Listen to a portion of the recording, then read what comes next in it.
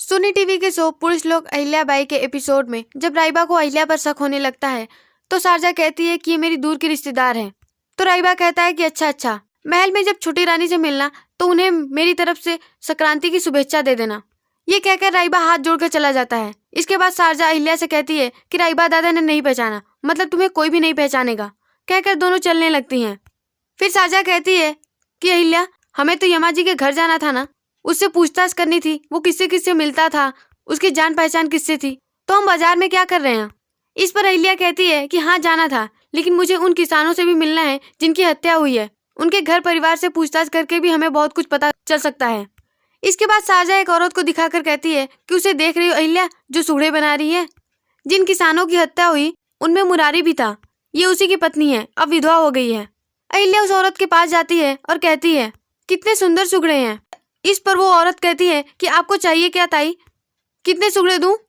तो अहिल्या कहती है कि अगर मैं सारे ले लूं तो औरत कहती है कि सारे बहुत महंगा पड़ जाएगा।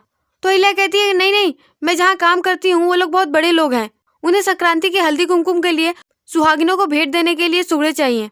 तो वो औरत कहती है कि ठीक है, मैं दे देती हूँ, लेकिन हिसाब किताब मेरा बेटा ही करता है, अब मैं तो नहीं कर सकती ना। ये कहकर वो अपने बेटे को बुलाती है। इस पर अहिल्या कहती है कि आप हिसाब किताब क्यों नहीं कर सकती, चुगड़े तो आप ही बनाती है ना। तो औरत कहती है कि चुगड़े तो मैं बचपन से ही बनाती हूँ, जब मैं बहुत छोटी थी तब ये हिसाब किताब मेरे बाबा करते थे, और लगन के बाद मेरा पति, लेकिन अब मेरा बेटा ही करता है, सर्वश्रेष्ठ। तभी उस औरत का बेटा आता है तो उसे देखकर अहिल्या कहती है कि ये तो अभी बहुत छोटा है। तो औरत कहती है छोटा है तो क्या हुआ ताई, घर का मर्द तो यही है ना। औरत चाहे कोई भी हो, उसे चलना तो घर के मर्द के हिसाब से चलता है ना, अब घर का मुखिया यही है। उसका बेटा कहता है कि हर टुकड़ा 2 सिक्के का, अभी बांध दूं। तो अहिल्या कहती है कि नहीं, अभी के लिए ये रखिए। ये कहकर अहिल्या उन्हें कुछ देती है और कहती है कि अभी मेरे पास इतना ही है, कल आकर मैं सारे टुकड़े ले जाऊंगी। अहिल्या और शारजा वहीं से जा रहे होते हैं, तभी एक आदमी उनके पास आता है और कहता है मैं बहुत देर से आपको देख रहा हूँ, आप बहुत जानी पहचानी लग रही हैं, आप पहले भी यहाँ पे आई हैं क्या। इधर महल में अपनी रानियों से मल्हाराव कहते हैं एक बार फिर से ध्यान से सुनिए, मालवा में जो नए अन्न क्षेत्र आरंभ किए हैं उसकी देखभाल आप करेंगे हरखूबाई रानी साहब। बाड़े के अंदर जो मरम्मत करनी है उसकी जिम्मेदारी आपकी है द्वारकाबाई रानी साहब। अगर आपको लगे कि कुछ परिवर्तन करना है तो इसका निर्णय ले सकती हैं आप। राज को उसकी जानकारी दे चुके हैं हम, खर्चों में बहुत कटौती करनी पड़ेगी, और हम जानते हैं गौतमाबाई रानी साहब आप इस जिम्मेदारी को बहुत बखूबी से निभा सकती हैं। संकट समय में हमें राहत मिलेगी। हाँ बानाबाई रानी साहब, फूल और फल लगाने का मौसम आ गया है, तो बाग में कौन से फूल लगेंगे, कौन से फल लगेंगे, इस बात की जानकारी आप माली को दे दीजिए। ठीक है, आप लोगों का बहुत समय ले लिया, रात को भोजन कक्ष में मिलते हैं, तब तक हम तुकोजी से मुहिम की जानकारी ले लेते हैं, सैनिकों से भी मिलना है, कहकर मल्हाराव चले जाते हैं।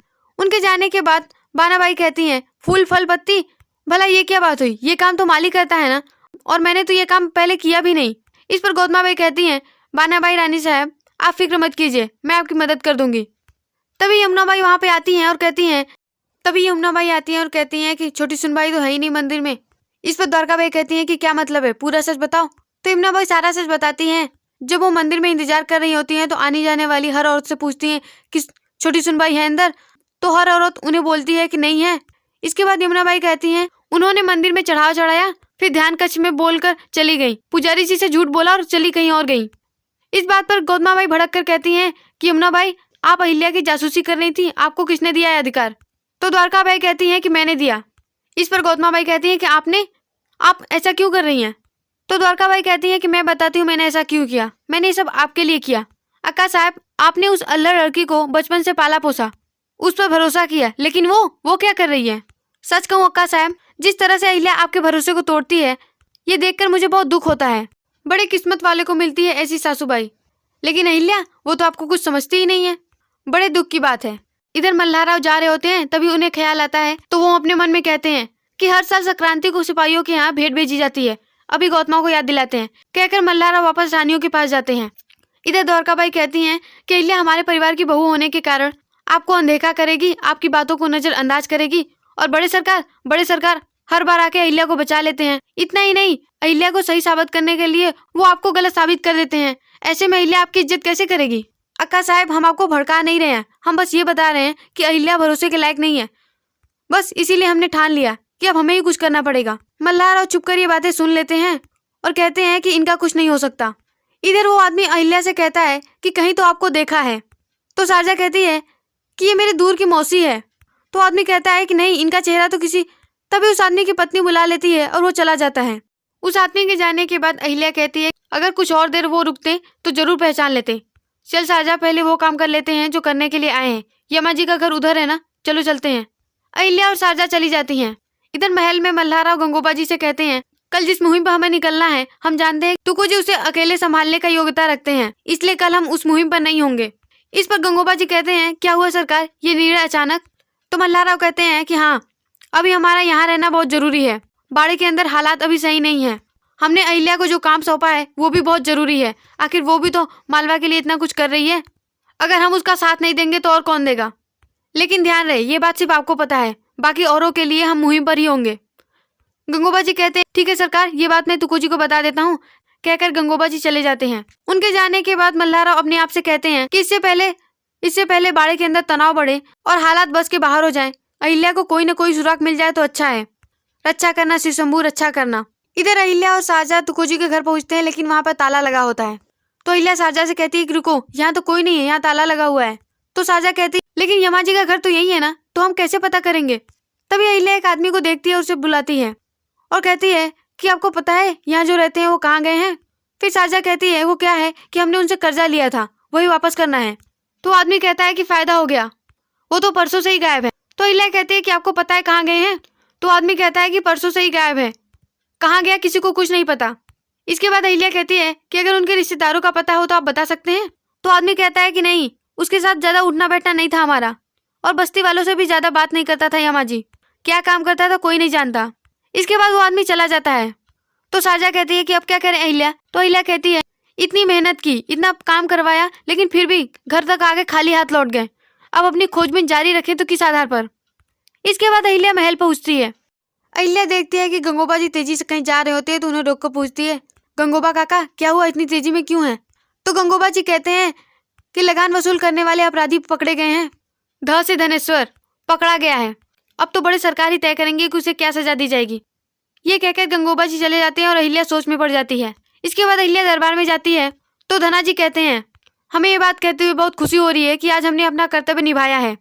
मरते वक्त यमा जी इसी का नाम लेना चाहते थे, धनेश्वर। इसी ने अवैध तरीके से लगान वसूल किया है, इसी ने किसानों की निर्मम हत्या की है।